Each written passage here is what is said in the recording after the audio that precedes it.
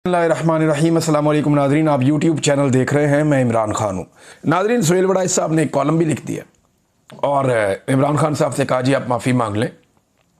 जो उन्होंने कहा था ये देखें आप। यानी मुझे हैरत होती है कि ये जर्नलिस्ट हैं, ये कैसी बातें कर रहे हैं। यानी इमरान खान को कह रहे हैं कि आप माफ़ी मांगें और आपको माफ़ी मांगनी चाहिए। उनको ये मशवरे भी दे रहे हैं कि कौम जो है ना वो एक और जुल्फ़िकार अली भुट्टो की मुतहम्मिल नहीं हो सकती। सुहेल वड़ाइच कहते हैं कि कैदी जी जान है तो जहान है। पाकिस्तान भुट्टो जैसा सानिया दोबारा नहीं देखना चाहता। अब ये एक धमकी है, ये एक धमकी है जो आसिम मुनीर से मुलाकात के बाद सुहेल वड़ाइच के जरिए से लगाई गई है। इससे पहले भी कुछ टाउट्स इस्तेमाल किए जाते रहे मिलिट्री एस्टेब्लिशमेंट की जानिब से जो धमकियां लगाने का काम करते थे। अब उन्होंने एक बेहतर टाउट हायर किया है जिसके जरिए वो धमकी लगवा रहे हैं। इमरान खान खुद कह चुके हैं और बार बार कह चुके हैं वो जेल में मरने को तरजीह देंगे किसी भी डील पर। मैं आसिम मुनीर के सामने नहीं झुकूंगा, मैं इस शख्स के सामने सर नहीं झुकाऊंगा, ये इमरान खान साहब बार बार कह चुके हैं। अब सुहेल वड़ाइच साहब ने धमकी लगा रहे हैं कि भुट्टो वाला हाल कर देंगे, यानी आपको कत्ल कर देंगे। अगर आपने जान बचानी है तो जान है तो जहान है। और उन्होंने कहा कि हम सानिया दोबारा नहीं देखना चाहते, ना ही आपके करोड़ों हामियों को मायूसी बेबसी में धकेलना चाहते हैं। माफ़ी तलाफी से काम मुमकिन है तो ये फ़ौरन करके जेल से बाहर निकलना ही अमलियत पसंदी है। डियर कैदी जी, आप बार बार कहा करते थे यू टर्न अच्छे होते हैं। एक यू टर्न मुल्की इस्तेहकाम के लिए भी ले लें, अगले इलेक्शन तक चुप का रोज़ा रख लें। देखिए इमरान खान ने यू टर्न लिया IMF के पास जाने के मामले में, एक दो और मामलात में भी लिए। लेकिन वो जो यू टर्न इमरान खान साहब ने लिए वो उन्होंने कौम के लिए लिए थे उस वक्त और अपने मौक़िफ़ से पीछे हटे थे। लेकिन इमरान खान एक बात और भी कहता था जो सुहेल वड़ाइच साहब भूल गए। इमरान खान ने कहा था कि मैं अपने मकसद तक पहुंचने के लिए यू टर्न ले सकता हूं, लेकिन अपने मकसद पर यू टर्न नहीं ले सकता। अब इमरान खान ये कहते हैं कि पाकिस्तान की एस्टेब्लिशमेंट से जो हकीकी आज़ादी है वो पाकिस्तानी कौम को दिलवानी है, ये उनका मकसद है। इस तक पहुंचने के लिए तो वो यू टर्न ले सकते हैं, लेकिन इस मकसद से क्या वो यू टर्न ले सकते हैं? होगा क्या अगर इमरान खान साहब माफ़ी मांग लेते हैं? देखें, ये नवाज शरीफ की ख्वाहिश है। नवाज शरीफ को इस बात का पता है, उसकी बेटी को भी पता है कि अब वो इमरान खान जितने मकबूल कभी नहीं हो सकते, ना कभी माजी में रहे, ना आइंदा कभी हो सकते हैं। तो उन्हें एक बात का आइडिया है कि हम तो वहां नहीं पहुंच सकते, उसको नीचे खींचो। इमरान खान से कोई ना कोई माफ़ी मुफी मंगवाओ, कोई एक आधा कागज़ का टुकड़ा हमारे पास हो, इसको लेकर हम दुनिया को बताएं जनाब हम भी वैसे इतने बुरे हैं और इमरान खान भी वैसे ही है। अगर हम बुज़दिल हैं तो इमरान खान भी दिलेर नहीं है। अब ये वो सारी कहानियां आवाम को सुनाने के लिए, अपने आप को रेलिवेंट बनाने के लिए इमरान खान को नीचे खींचना चाहते हैं। खुद तो ऊपर नहीं जा सकते, लेकिन उन्होंने हल ये निकाला कि इमरान खान को नीचे ले आए। अगर इमरान खान ने माफ़ी मांग भी ली तो ये सच्चे दिल से माफ़ी क्या होती है, यानी इसका पैमाना क्या है? Army chief field marshal Asim Munir को कैसे पता चलेगा कि ये जो माफ़ी मांगी है ये सच्चे दिल से है या नहीं है?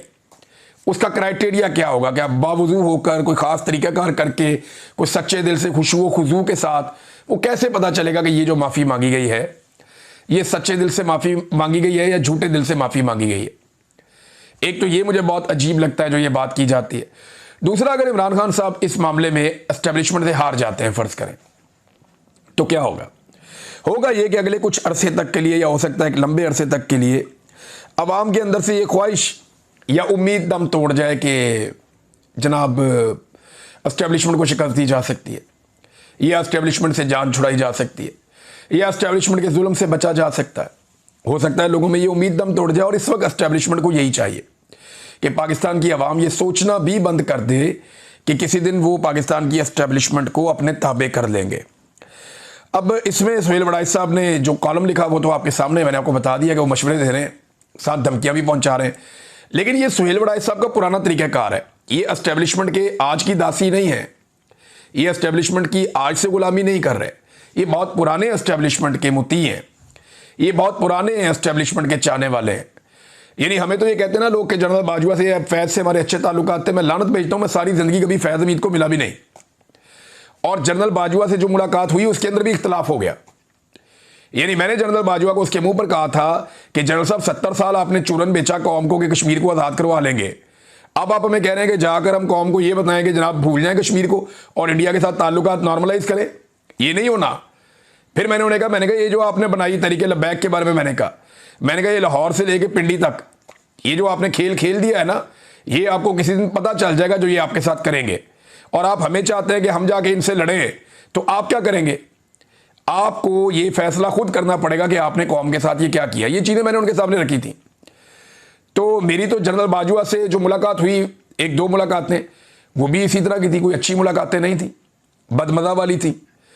जनरल फैज़ से मैं सारी ज़िंदगी मिला ही नहीं। अब आप अंदाज़ा करें कि सुहेल वड़ाइच साहब, जो खुद को एक न्यूट्रल सहाफ़ी कहते हैं, ये ज़रा जनरल बाजवा और जनरल फैज़ के बारे में क्या कहते थे, ज़रा ये भी आप सुन लें। जब जनरल बाजवा को एक्सटेंशन दी गई तो सुहेल वड़ाइच साहब ने लिखा कि बिलाखिर पाकिस्तान की पायदार तरक्की का रास्ता हमवार हो चुका है, क्योंकि तारीख के तालिब इल्म और तरक्की के ख्वाहां जनरल कमर जावेद बाजवा को मजीद 3 साल के लिए आर्मी चीफ बना दिया गया है। इस फैसले पर वजीर आज़म इमरान खान अमरीका, यूरोप और दुनिया भर के ममालिक से मुबारकबाद के मुस्तहिक हैं, क्योंकि अब पाकिस्तान अमन और तरक्की की राह पर ही चलेगा। अंदाज़ा करें, यही सुहेल वड़ाइच हैं जो जनरल बाजवा की शान में भी कसीदे पढ़ा करते थे और उनके बारे में और क्या कुछ कहा करते थे। यानी इन्होंने, ज़रा ये जुमले आप सुने, आपकी जो है ना, आपका ईमान ताज़ा हो जाएगा। उन्होंने कहा कि तारीख का शऊर रखने वाले जनरल कमर जावेद बाजवा ना अफगानिस्तान में खाना जंगी चाहते हैं और ना ही भारत के साथ जंग। सो दुनिया भर के अमन पसंदों के लिए जनरल बाजवा की तकर्री एक खुशखबरी है। जब जनरल बाजवा की एक्सटेंशन की अफवाहें गर्म थी, तब ISI के सरबराह जनरल फैज़ हमीद ने ओहदा नहीं संभाला था, मगर जहां 4 सीनियर तरीन जर्नलों के मुस्तकबिल पर सवालिया निशान लगा है, वहीं जनरल फैज़ हमीद जैसा आयरन मैन जनरल बाजवा की मावनत जारी रखेगा और जनरल कमर जावेद बाजवा की 3 साला मुद्दत मुलाजमत में तौसीह के बाद अगर वो अगले आर्मी चीफ के लिए सबसे ताकतवर उम्मीदवारों की दौड़ में शामिल हो चुके हैं। यानी वो ये कह रहे हैं कि अब फैज़ हमीद जो है वो अगले आर्मी चीफ आ रहे हैं। उसके अलावा और भी तारीफें की तरह ये भी सुने आप।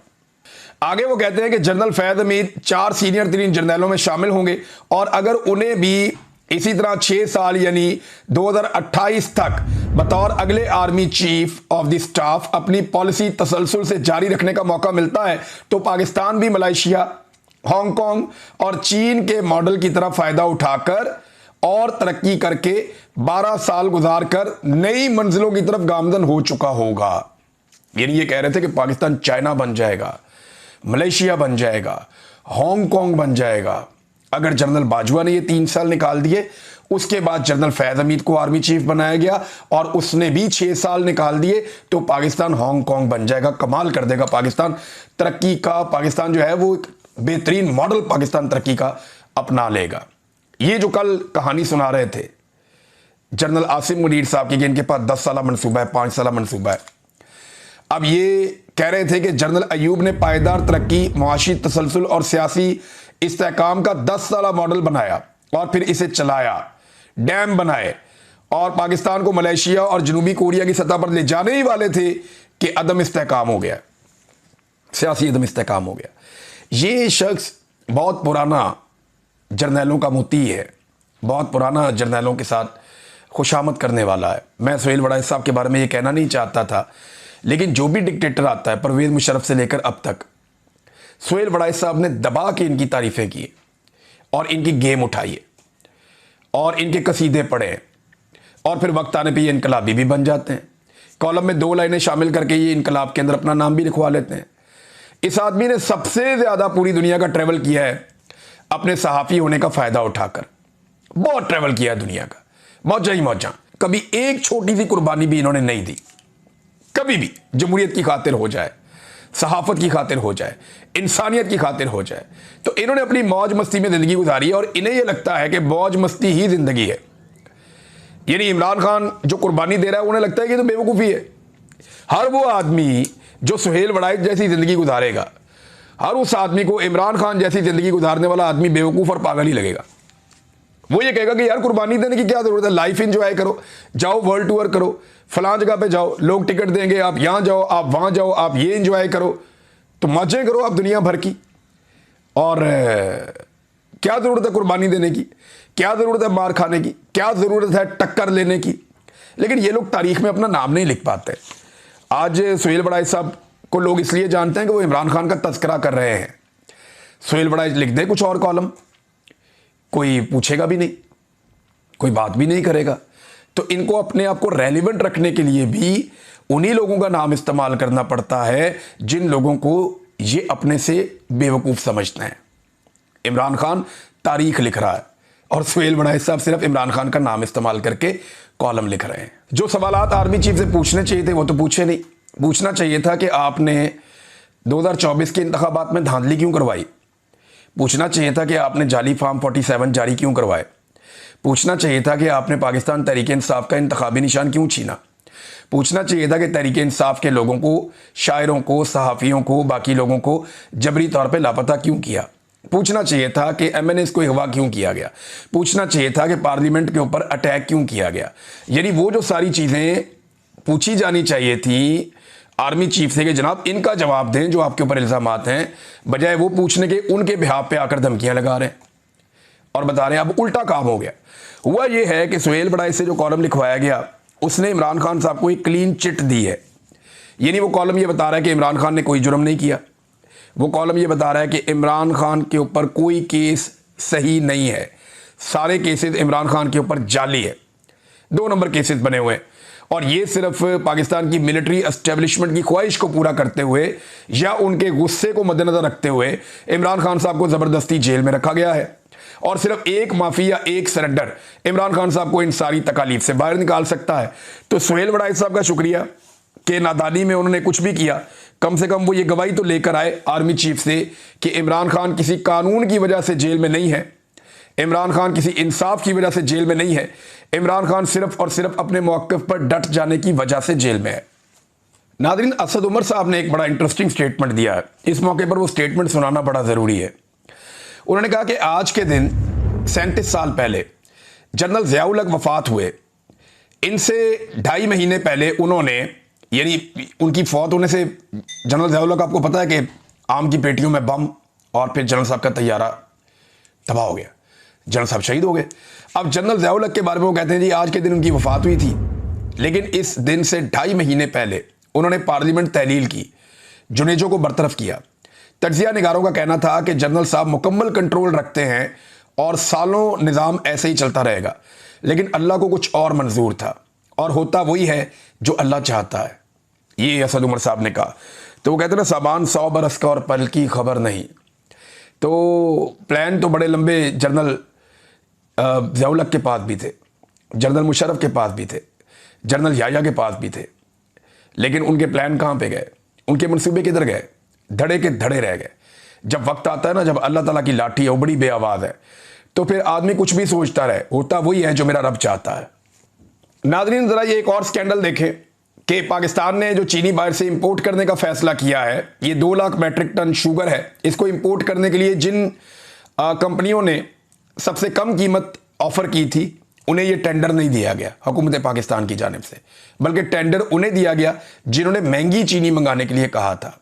और बहाना क्या बनाया गया, मिसाल के तौर पे एक कंपनी है जो लंदन की है, उसने $539 फी मैट्रिक टन का ऑफर दिया था कि हम इस तरह आपको चीनी मंगवा कर दे देते हैं, लेकिन इनकी जो है ना टेक्निकल वजह बना के इनको डॉक्यूमेंटेशन की बुनियाद पे फारिग कर दिया गया। फिर एक जर्मनी की कंपनी थी जिसने $555 फी मैट्रिक टन कहा था, उसको भी जनाब फारिग कर दिया गया।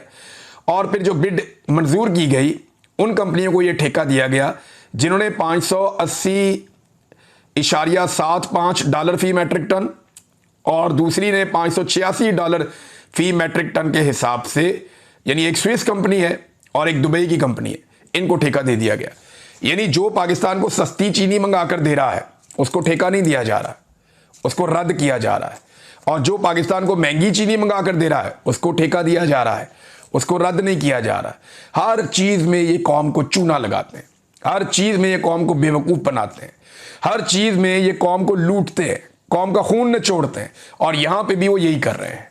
तो इससे होगा क्या, चीनी मजीद महंगी होगी और आप बैठकर तमाशा देखेंगे। नाज़रीन, जाते जाते एक खबर मैं आपको बताता हूँ, बल्कि 2 खबरें हैं। एक ये है कि पाकिस्तान में जो economic policy and business development think tank है, उन्होंने पाकिस्तान के टॉप 40 जो टॉप 40 बिजनेस ग्रुप हैं उनकी तफसीलात जारी की हैं।